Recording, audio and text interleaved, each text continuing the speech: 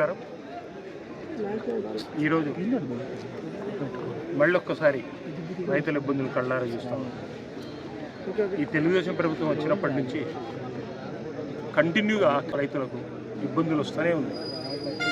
మొక్కజొన్నది మొన్న పోయి చూశారు, అరటి, మామిడి, ఎన్ని రకాలుగా ఇబ్బందులు పడతా ఉన్నారంటే అన్ని రకాలుగా ఇస్తాం.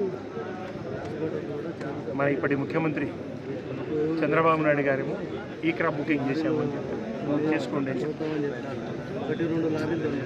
వాళ్ళ ప్రకారము ఈ క్రాప్ బుకింగ్ ప్రకారమే ఆఫీసర్లు చెప్పిన దాని ప్రకారమే 1,00,000 మెట్రిక్ టన్నులు జొన్నలు పంట వచ్చింది అని చెప్పి వాళ్ళే చెప్తా ఉన్నారు. ఇప్పుడే మేము అడిగి తెచ్చింది. మీరు కొనుగోలు ఎంత చేస్తూ ఉన్నారే?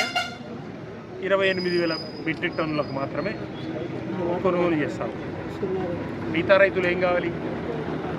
ఆ జొన్నలు ఏం చేసుకోవాలి? ఏ రకంగా మీరు మద్దతు ధర అని చెప్పారు, తీసుకుంటామని చెప్పారు, మళ్ళీ ఈ రకంగా చేస్తారు. ముఖ్యమంత్రి గారైతే ప్రతి గింజ కొనుగోలు చేస్తామని చెప్పేసి ఊకదంపుడు వాగ్దానాలు, ఊకదంపుడు స్పీచ్లు తప్ప చేసింది ప్రాక్టికల్గా ఈ రకంగా ఉంది. 28,000 టన్నుల్లో కూడా ఏం చేస్తూ ఉన్నారు? మీకు కావలసిన వ్యక్తులకు, మీ అనుకూలమైన వ్యక్తులకు ఇచ్చుకుంటా పోతామన్నారు. అది వాస్తవం కాదా?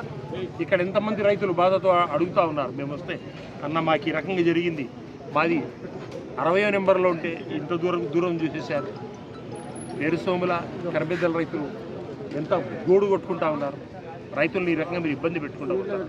2 రోజులు 3 రోజుల నుంచి ట్రక్కులు లైన్లో నిలబడి అన్నాహారాలు మారి ఈ ఎండలు కూర్చొని మళ్ళీ ఎక్స్ట్రా వాళ్ళకు బాడీలు ఇచ్చుకుంటా ఈ రకమైన ఇబ్బంది.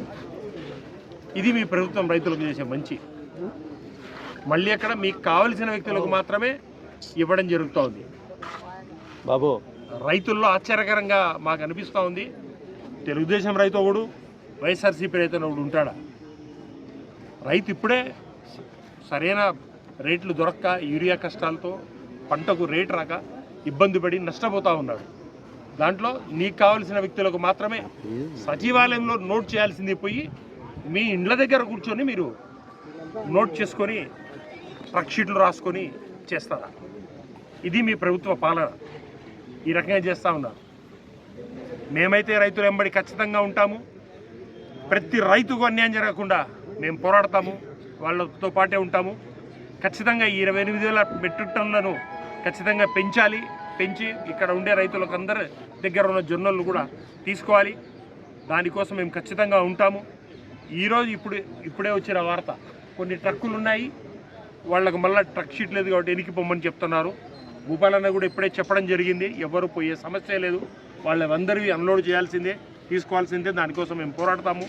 ఇప్పుడే కలెక్టర్ మేడం కాడికి పోయి మేము రిక్వెస్ట్ చేసి ఖచ్చితంగా కొనేంత వరకు మేము పోరాడతాము. ఆ కార్యాచరణ కూడా రూపొందించుకుంటాము మా అధ్యక్షుల వారి ఆధ్వర్యంలో అని చెప్పేసి మీకు తెలుసుకుంటూ, మరొకసారి రైతుల గోడు కొట్టుకుంటే ఏ ప్రభుత్వం కూడా మనజాలదు. రైతుల ఆశీస్సులు తీసుకోవాల్సిన అవసరం ఏ ప్రభుత్వానికి ఉంది. ఇన్ని రకాలుగా రైతులు ఇబ్బంది పెట్టడం తగదు. నమస్కారం.